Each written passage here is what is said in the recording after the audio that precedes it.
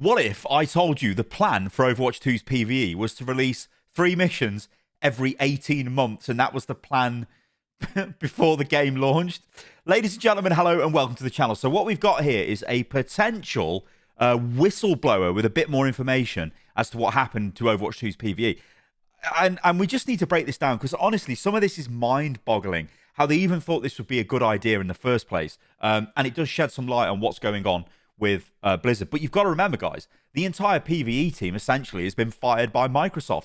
In the restructuring, where over 1,900 Activision Blizzard employees, and I believe some employees from other subsidiaries that Microsoft own from their gaming divisions, but mainly it was Activision Blizzard that were hit, and mainly it was Blizzard that were hit.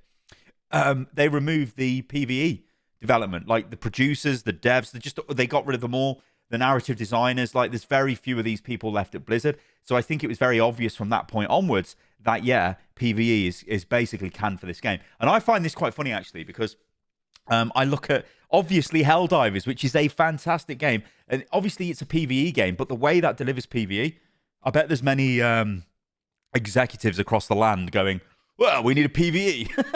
And then the Blizzard ones go, well, we were making one, but anyway, it's complicated. So what we're going to do is break all of this down. This is the article. It's on Kataku, and they say this. Overwatch 2 devs fear story missions have been cancelled. Okay, well, let's take a look at this, because I don't think they fear. I think they know.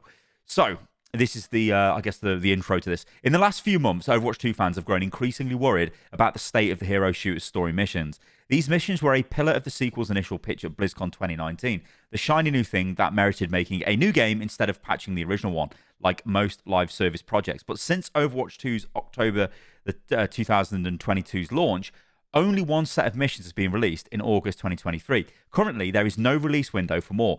For Blizzard, the January Xbox layoffs primarily affected developers working on those missions. What's more, recent changes to Overwatch 2's menus suggest story missions are, at the very least, being deprioritized. That's just in reference to the fact the story mission card is now, it's not a main card, it's just off to the side. It's been replaced with the gauntlet modes, hasn't it? The hero mastery mode.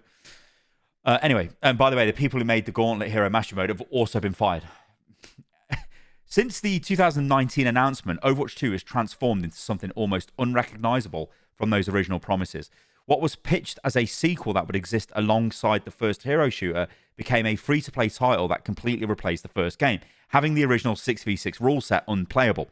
Blizzard gutted the promised PvE modes and outright cancelled hero mode, which would have added replayability levels and customization skill trees. Now, there are just 3 30-minute missions available, and those are relegated to the smallest section of Overwatch 2's game mode screen. Now, some of the developers fear their years of work won't see the light of day, which is always an annoying thing, right? You work on something for years and it gets cancelled. It's what happens at these AAA game studios. But like, here's the question I submit to you guys. Wasn't the point of Overwatch 2 supposed to be PvE? And yeah, I get that refocusing on PvP was their statement back in November last year at BlizzCon. But it just, I mean, it's very transparent that Overwatch 2 was just a, monetization update, an excuse to add battle passes, free-to-play elements to the game, and a horrible shop as well. Anyway, I think we're about to get an update on that, probably tomorrow if you're watching this video the day it went out, but it will be the 19th of March. There is a developer update, which I think is going to go into detail on some monetization changes, or at least I hope. Watch it just be a blog about Venture, and everyone will just be like, okay, great.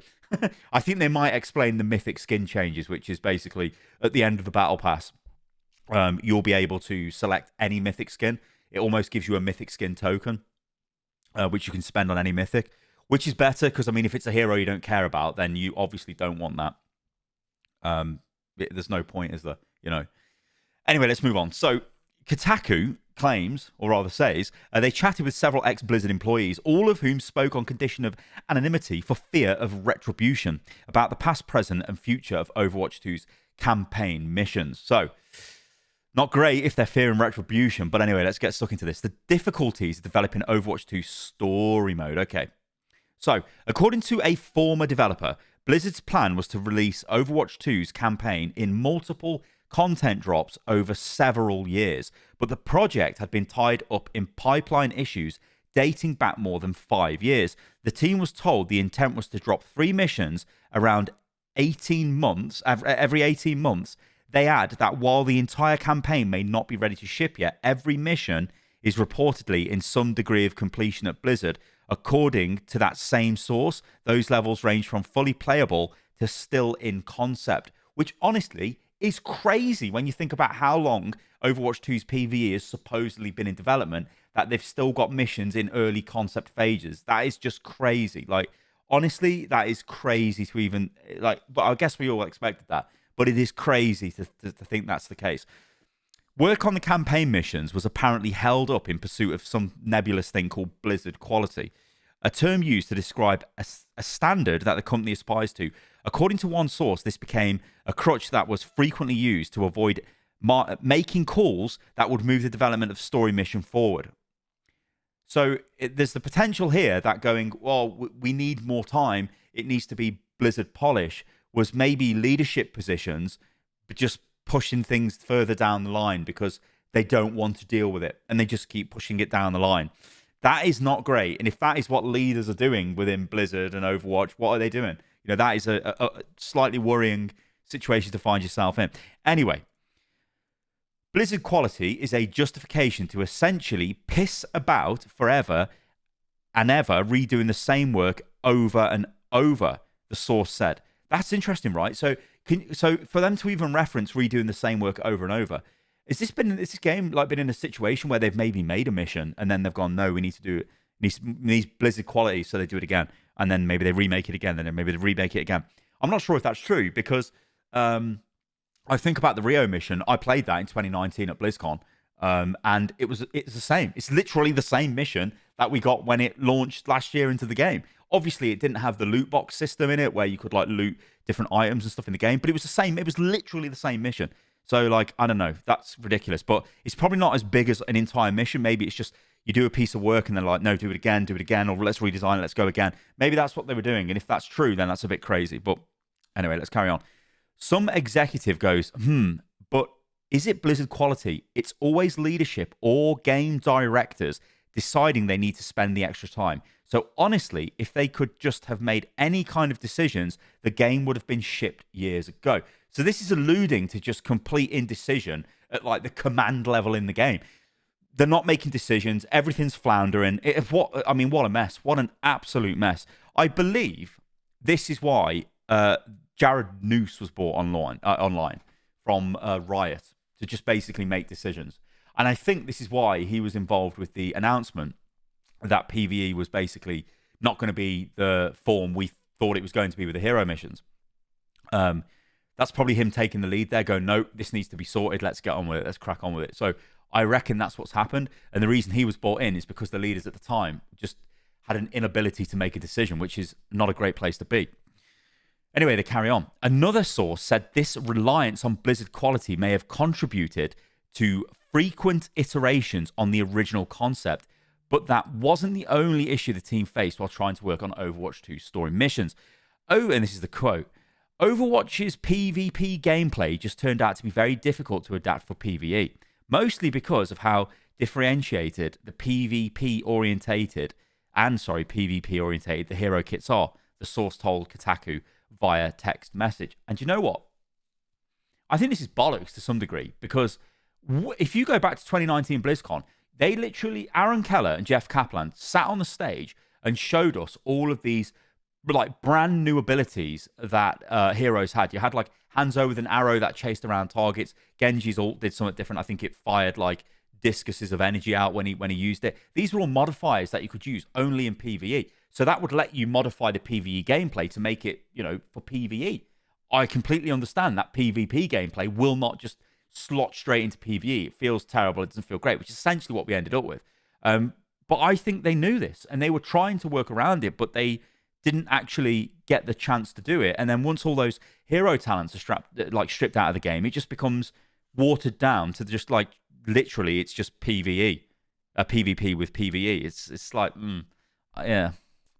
Anyway, let's move on. Sources described internal sentiment around the story missions as never outright negative, but increasingly pessimistic. One source said that as concerns grew about how they were shaping up, leadership, including director Aaron Keller and executive director Jared Noose, would try to rally the team and in some cases avoid questions entirely. That's not a great sign, is it? You had designers, programmers, artists, Q&A, all disciplines on the team, constantly making suggestions and ideas to improve or trying to do the best we could, but it was all either shot down by a few gatekeepers or just there was no point, there was no time. Almost every single team town hall, there were questions about what do we do if it doesn't succeed? I don't feel confident that it will perform well. What are we going to do about players being disappointed? It was met with either don't worry about it, it'll be fine. We have so much confidence in it, trust us, which honestly is pure absolute delusion. You know, I made a video and I was like, I slammed it. Like, I think it was like honest review Overwatch PvE, and it was just like, this is not great. Everybody was going in on the PvE. Yeah, it was a little experience and it was okay. It had no replayability. The AI was terrible. It was janky. It was just like, it was just not good. I don't even think it was Blizzard quality, if you want my honest opinion with it, whatever Blizzard quality is these days. So what a mess. What an absolute mess. But I can't fathom how anybody who was involved behind the scenes would look at that and go, yeah, I think this is going to perform well. It was obvious. It was outdated by years by the time it even came out. The mechanics in it, the systems in it, they're all basic. They're not engaging. Nothing pushes the envelope. Nothing is revolutionary.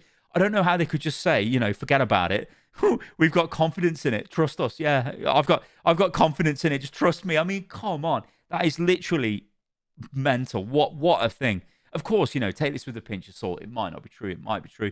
Ex-employees have got they've got beef with Blizzard. Let's be honest. They've literally been fired. You're not going to be like, oh, it's great, I've been fired. Are you? You're going to go in. But I think we can piece this together, can't we? From looking from the outside and think, yeah, probably is a bit to this, you know? Anyway, sources say that while Overwatch 2 was pitched to fans as a fresh start with new ideas and new content, the game's competitive suite was always the priority, and the story missions suffered because of it. This lines up with what Blizzard has openly stated, like Keller's May 2023 announcement that the team was gutting its planned PvE modes to prioritize the live game. But the decision to cancel hero mode was reportedly made as late in the development process as December 2022, 2 months after the game's early access launch and 6 months before the company made the official announcement. I mean, and that is actually criminal. I'm not saying legally criminal. It is criminal in my eyes. That is, we are going to keep pretending we're going to deliver to this community hero missions, PvE campaign, all this stuff, but we're not. We've actually got a plan that's been set in place for a while. We know what we're going to do. And yeah, and again, this all lines up with Jared Noose joining the company. He came online as the game launched. So I'm going to maybe give them a bit of benefit of the doubt here and say they maybe thought they could still deliver this when the game launched in October. He's a vice president of Blizzard, he is as well. But the executive producer comes online and goes, actually, this is not going to work. He spends 2 months reviewing everything, and then the news comes to the team. But why wait 6 months to tell the rest of us? Probably because it was during one of the essential quarters where they had to generate revenue, and they were not allowed to, because it would have a material impact on the share price. That's the way they worked, which is terrible. So this is horrible. It's actually horrible to read this kind of stuff because it's just, you feel, it's a strong word, but you feel betrayed, you know? And I think that's like,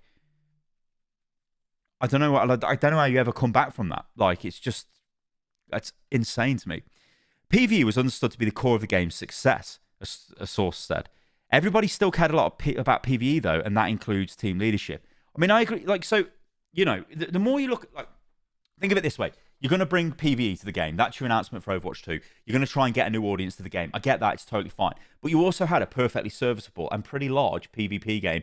Just build on that. And it's like, we've gone through this whole mess, and now we're back at that point. And it's just like, but it's insane to me that if PvE was understood to be core of the game's success, I don't know why were they carrying on with PvE this long? Anyway, whatever. According to one source, the argument was made internally that Overwatch 2's team would need to double in size to give both PvE and PvP, I said that the wrong way around, the resources Blizzard believed they needed, but there was dissent on that front. They used to say all the time that we would essentially need 2 400-people teams one for PvP, one for PvE to have the personnel needed, a source said. I don't think that's true. There were already too many cooks. So this might be indicating there was a lot of people wanting to do a lot of different things, and this was pulling and pushing, and the team was all over the place. Who knows what was happening? Crazy decisions were being made, or decisions weren't being made. But this was always the thing, wasn't it? Like, I get the impression that the Overwatch development team wanted to retain total control over the game. They didn't want to be like, well, we know that like Overwatch was supposed to be the crawl phase, wasn't it? And the walk phase is Overwatch 2, and then the run phase is going back to essentially an MMO, an FPS MMO game like Titan used to be. So if they're thinking of that scale, you can kind of understand why they maybe didn't want to just go, okay, we'll let another development team work on PvE. But really, I think that was the critical decision that sank this game's PvE. There should have been a decision made when they were working on or coming up with Overwatch PvE that it was a different team. It could have even have been the original team that made Overwatch, right? And then they brought another team online to keep putting content into that game and keep it going, while the OGs work on Overwatch 2, which is all the PvE stuff. I don't know why that didn't happen. Like, they tried to do both together and ended up doing nothing, and it just was a massive disaster. And now it's been forced into this hellish free-to-play monetization platform, which, you know, the game is still serviceable. Don't get me wrong. I do enjoy the game, but like, it's just so transparent what's happened to the game.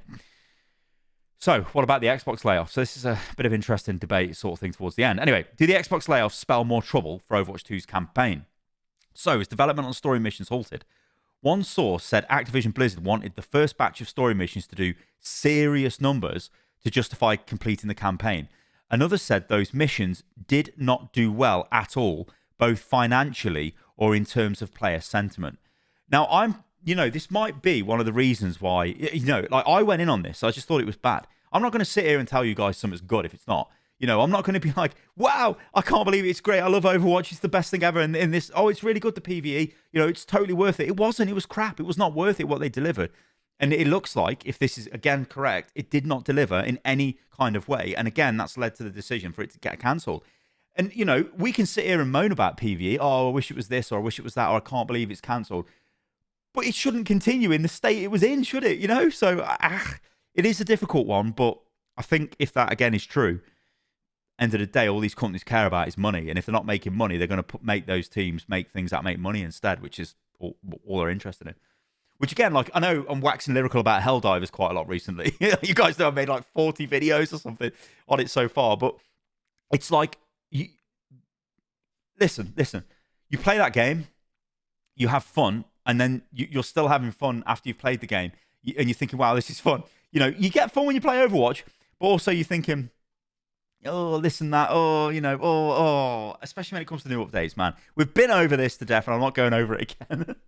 Okay, let's take a look at this then. So, January Xbox layoffs affected several members of the Overwatch 2 team, including several developers who worked in narrative, PvE, and events. This doesn't confirm a cancellation, but it sure doesn't spark any hope that those missions will see the light of day. If they're going to make more of that stuff, they just laid off all the people who were working on it, a source said. Maybe there's some other way they could do it, but most of the people laid off from the Overwatch team were working on that pillar. The overarching sentiment from the people Kataku spoke to was that in spite of development issues, everyone on the Overwatch 2 team wanted the story missions and PvE to stand alongside the competitive game. However, it doesn't sound like the higher-ups above them felt the same way. It really doesn't seem like, even from a business perspective, that Activision or Microsoft have any faith in the PvE. And then they reached out to Blizzard and got no comment. Yeah, this is like, I think it's really interesting. Like, I am enjoying it, to be honest. I'm enjoying sort of piecing together what's gone on with this. And I'm sure at some point there'll be like a Jason Schreier article or something which will break down everything that happened with the development of this game and how it got to where it is. But the game we're playing right now, yeah, it's 5v5. I know. Yeah, it's free to play. I know. It's got a battle pass. I know its monetization isn't great. I know. But I think we're on the precipice of them making an announcement where they say there are changes coming to the way we monetize the game. We want you to feel like you're having fun. We want you, like, the ultimate way of making money in a game is to make the person feel good when they spend, not say, oh, I have to spend this money else, I can't keep up, or, you know, I feel like I'm missing out. Well, and again, we've had statements from people at Blizzard where they're like, yeah, it's about FOMO. Yeah, it's about going for the highest engagement things, all of this shit, you know, so that's what they were doing. I don't know. I think it'll be an interesting one, this developer update. But I do find it interesting going over this kind of stuff, because it is cool to get a look behind the scenes and just sort of see what was actually going on at Blizzard. But I'm sure as time goes on, we'll get more of this information, because I still think this is one of the biggest fumbles that there ever has been, because they could have built a game which would have been actually incredible. But it's all cut-offs, you know? Anyway, ladies and gentlemen, thank you for watching the video, and I'll catch you lovely lot on the next one. And do let me know what you think about this in the comments below. See you soon.